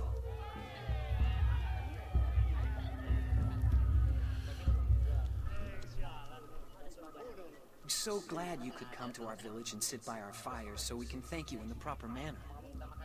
It's my privilege, Ben Bandu. I wouldn't want to pass through this forest without visiting your village and seeing for myself how the Banda people live. Oh my, you speak so eloquently. My brother sits by the fire. I know he wishes to speak with you. But the elder would speak with you first. He rests in his hammock up on the mound. Go speak with him, and then come down again, so we can celebrate the death of the Gribbler and the brave escape of April Ryan and Ben Bandu's brother.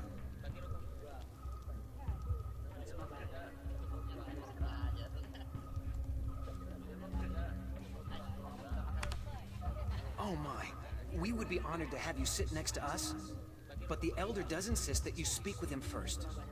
He would like to thank you in person.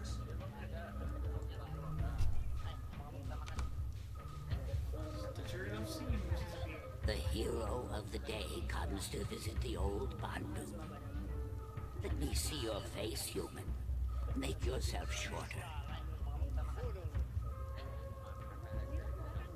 That's much better. The human is closer to the soil now, and she may even feel it like we do. Moving, shaping itself, breathing, beating. I don't feel anything. Sorry. So the human is not a dicker. But we don't judge her because of that. The human is a hero, she is. Don't call me that. I'm not a hero. I was just in the right place at the right time to help somebody out. She destroyed the evil that haunted our forest, and rescued one of our little ones from the creatures of chaos. And so she is a hero. She's the one spoken of in our songs, is she not? The one who will deliver us from an evil presence, and who will go on to save the balance. You are she, are you not? I don't know. Well, we will see, we will see. You will sleep in our spirit dig tonight, and then tomorrow we will see. But now, you must enjoy yourself. This feast is in your honor, to show our appreciation for your courage. Thank you. Go, eat and drink and dance, and then go to sleep in the spirit dig. We will talk tomorrow before you continue your journey. You are on a journey, are you not? A very long one. Yeah. You could say We the are longest. all on a journey, but yours is the most important one ever. So go. I will smoke my pipe and think on prophecies and songs. Go.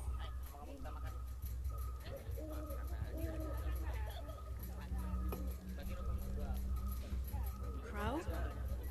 Oh, hey, I was, wondering what happened to you. What happened to you? I thought you were supposed to help out in the search. I could have used some assistance this afternoon. Yeah, but I did find some banda, didn't I?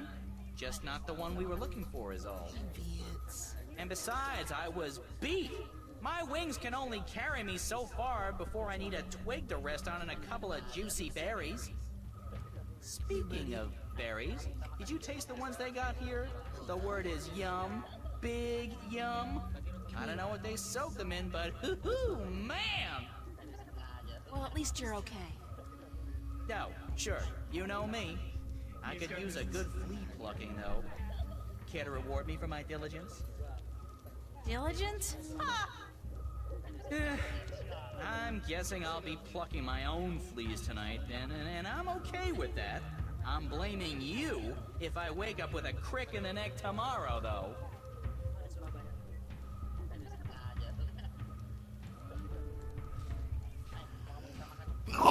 Sister seamstress is another name for seamstress, just to explain. Oh, like, why be so modest when you can get one of those rad chairs? Oh dear, it's April. Sit down.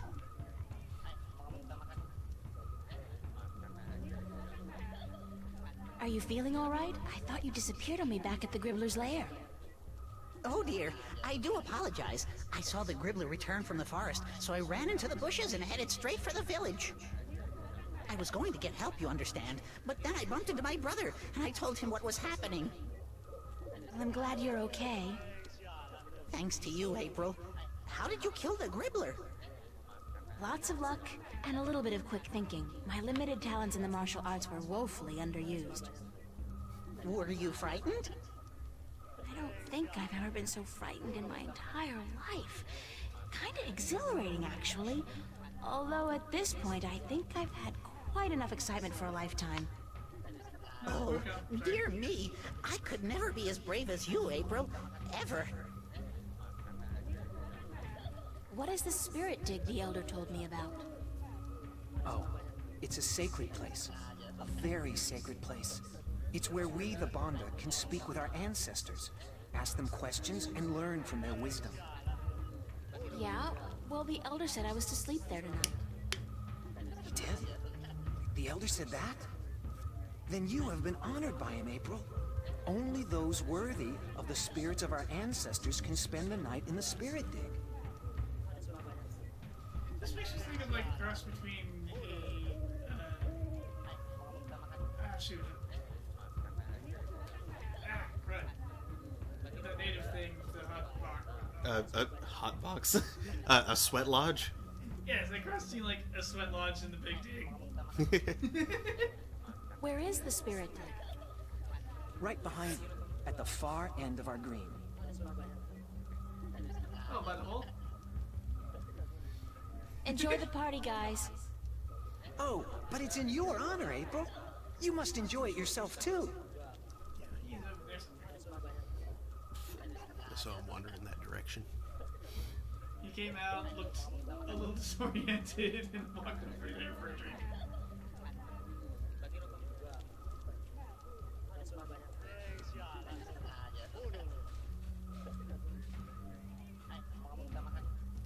Kitty is still woozy from general anesthesia. Ha! Mushroom chairs.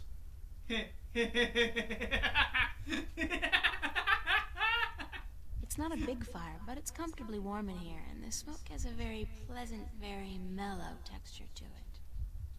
Your credit is a hot box. It reminds me of the Shumi Tribe elevator. There are tunnels extending down into the earth behind the screen. Mushrooms? Or chairs? Or both? Why not both? Maybe they have a mushroom chair. Why not Zoidberg? I can think of at least 30 reasons. It's some kind of bed made with twigs and moss. Not as comfortable as a real mattress, I'm sure, but it'll do. Hey, moss is pretty soft. It's neither as long as a field's, nor as soft as a kitten. But will do. Twill suffice.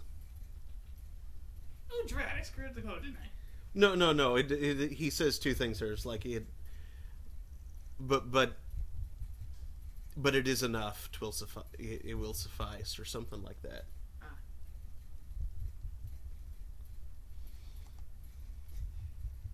Yeah, there'd be no way for it to be as deep as well, nor as wide as a church door. People aren't that big. No. Go to sleep. I'll Go back to bed, lie Garfield. down for a few. Citrusseum says... No, screw that. I'm getting a good night's sleep. That's what I'm doing. I've never been this tired in my life. Says the smoke has a mellow texture. Shroom chairs. I think the smoke in here is going to give April some prophecies tonight. Smoke is in quotes.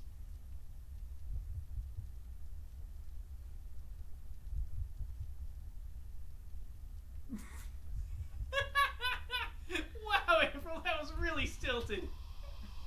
What the hell do you think you're doing?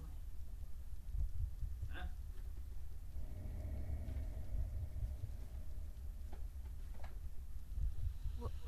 What? What are you doing here, you arrogant bitch? You don't think you can really save the world, do you? Who are you?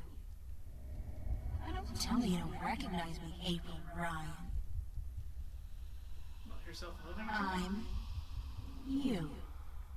That's impossible. This is just another dream. I must be dreaming. Search your feelings. Think again, loser. This is as real as it gets. Why are you here?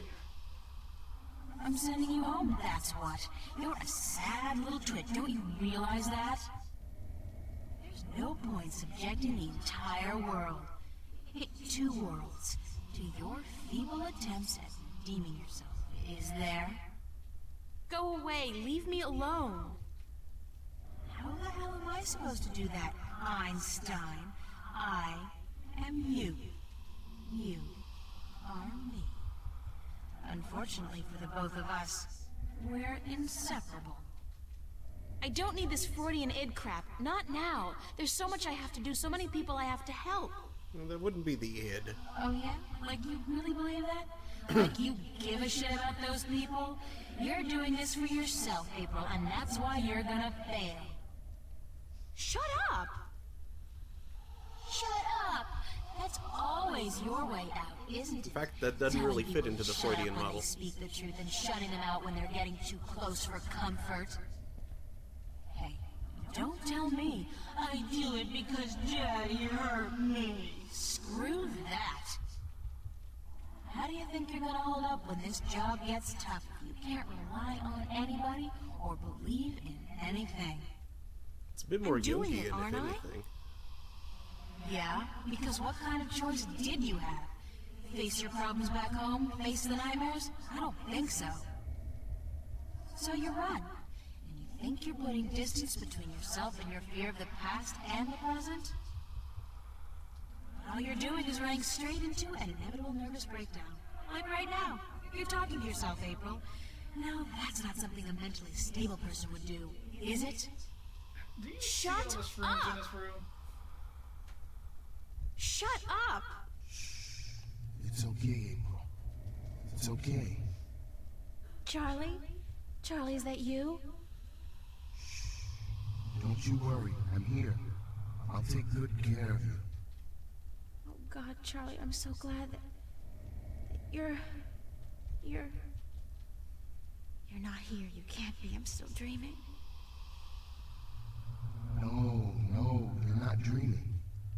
I'm here, but in spirit only. Is it? Is it really you, Charlie? We are Charlie, your friend. We feel his heart and his mind, and his sleeping spirit joins us. But we speak from the great digs of the beyond, where the songs of the banda never end. Are the dead? We have passed into the soil. We are spirits, and we have come to guide you. Why, Charlie? Why do you show me Charlie? He loves you, and so he guides us here, into your heart and mind. He loves me? Charlie loves me? You are not alone in the world, April. There are many who care for you. Your friends and your family. Your real family. You are not alone in your journey through life. What do you know about my family? My real family? They watch out for you, April. That's all we know. They have never abandoned you. They have just let you live the life you needed to live, to understand. It's important that you understand. Understand what? That life, even when difficult and painful, is a gift. That love is priceless and rare and precious. Every good action, every good thought counts. And that a single person can make a difference, can change the world, if she puts her mind to it, if she believes in herself, and the people who believe in her. But everything is so frightening. I don't understand half of what goes on around me. Did not the mother say she would help you? Watch out for you? Did not Charlie and Emma, your friends, offer to give you a helping hand when you didn't even tell them the truth about what was going on? I did, though. And not the Cortez entire the Red, story, but... Did he not prove himself a friend as well? The Red, yep, he's a dragon. How can you be so afraid when you have so many spirits to be with you in your darkest hour? Cortez the Red? Please, tell me what I have to do. I'm just fumbling in the dark here. Hey, Vince. Follow your heart and your spirit, April, and use your mind. These are your weapons, and with them you will defeat chaos. Oh. When you wake, tell the elder that you've had a bakbar, that you've spoken with the band of spirits, and that your name amongst our people is now April Bandu Mbata, April Digger who will seek and find. Oh, don't go, please don't, go! Whoop!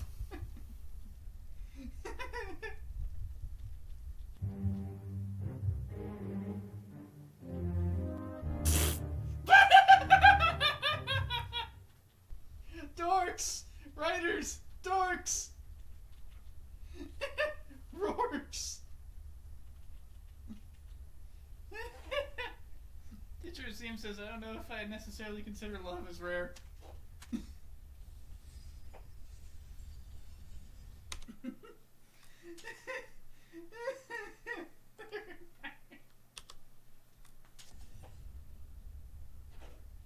Well, like, Not we the can most dig, comfortable bed guys. I've slept in, but acceptable. Say what? Followed by, we can dig, guys, in all caps. Which Clumsy responds, I forgot for me digging. Digging. Oh, she's awake. April!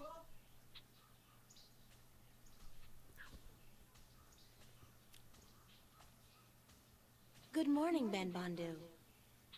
Greetings of the new day to you, April. Did you sleep well in the spirit dig? Did I sleep well? Aside from the voices, the apparitions, the sharp rocks poking me in the back, and the moist moss mattress, no, not really. So you were visited by the spirits? I guess. When you told me last night that I would be, I didn't believe you.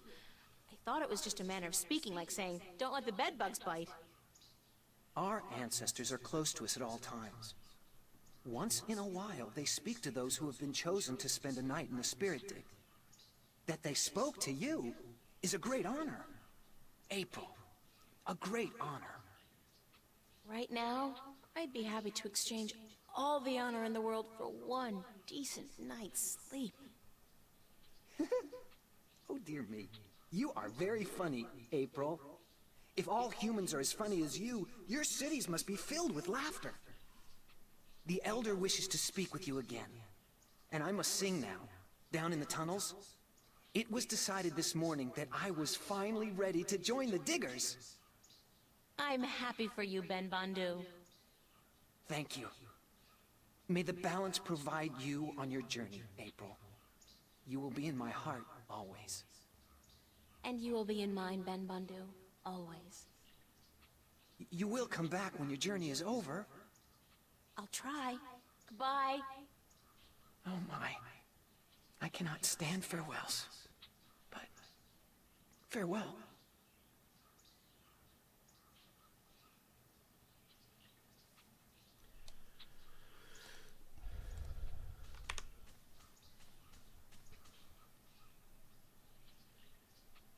So, you are awake? Did you sleep well? As well as can be expected, I guess. Does the word Bakbar mean anything to you? Akbar. Where did you hear this word?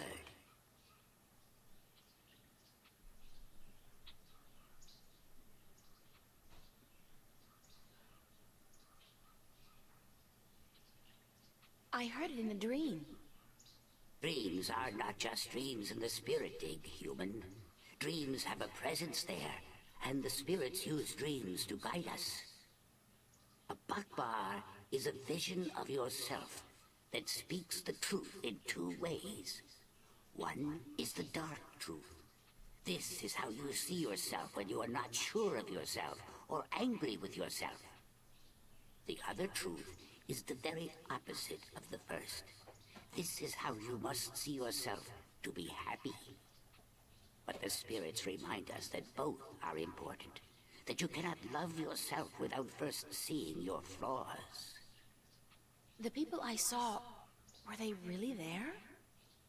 The spirits use masks to convey their messages, and they speak in voices from the past or the present that carry great weight with you. Messengers are never the same, nor the message. But you must take care to hear and heed their words. I was told that my name among the Banda would be April Bandu Mbata. She among the little ones who seeks and finds. So, you are the one we sing of. The human who would come to aid us and to save our world, and who will then tear it apart. You bring tidings both happy and sad to the Banda, April Bandu Mbata. Both hope and despair. This world will never be the same again once you have passed through it. But we are grateful, and I'm proud to have met you, and to give you what you came for. It was just luck that brought me here. I didn't come for anything in specific. Yes, you did. This is what you came for.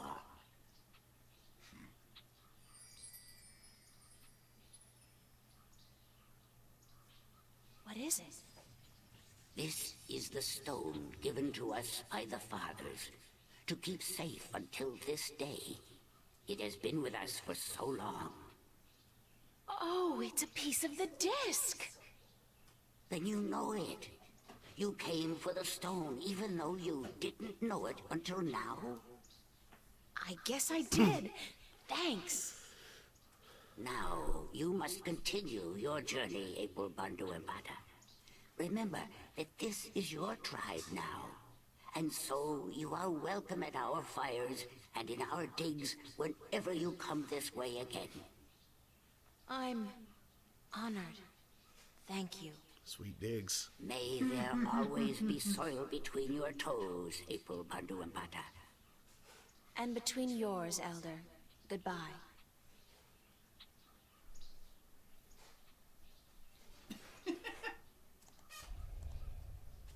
Wake up! That benediction sounds unsanitary.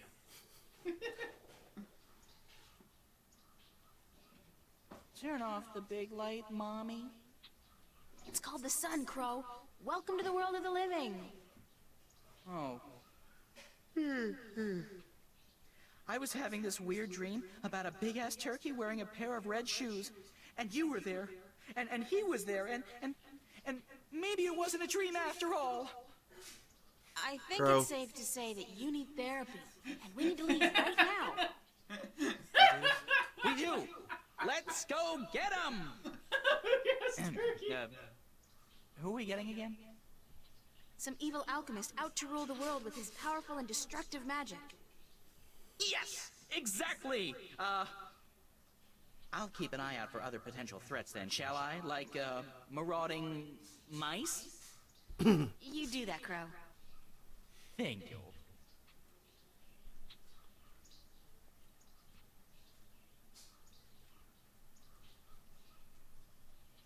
And off he goes to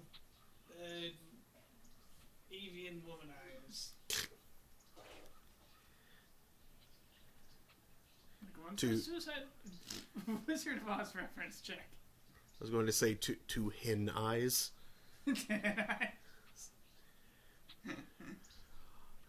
Also, I'm starting to think I might need to cut tonight short. I've been awake since like 4:30 this morning, so I am really tired right now. Boy, that's early. Yeah. Well, I went to bed yesterday at like 3 p.m. So, Boy, that's early. yeah. I was tired. My sleep cycle has not been exactly normal. But at least today it was a lot more normal than it has been. Which, if waking up at 4:30 in the morning is more normal, that should tell you how bad it's been.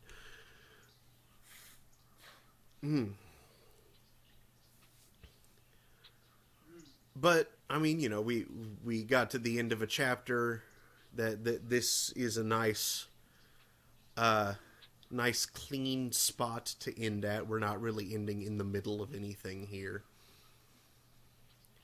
So, yeah, I think I'm going to call that good for tonight. So, sorry to sign off about an hour early, everyone. But I will be back on Saturday at 9 p.m. Eastern for Throne of Games. We will be returning to Tex Murphy Overseer. And then I'll be back next Thursday, also at 9 p.m. for Thursday Throne, with more of The Longest Journey.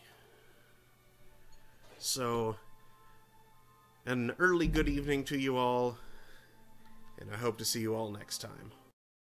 Sure seems says have pleasant prophecies. Thank you. Good night, everybody. Good night.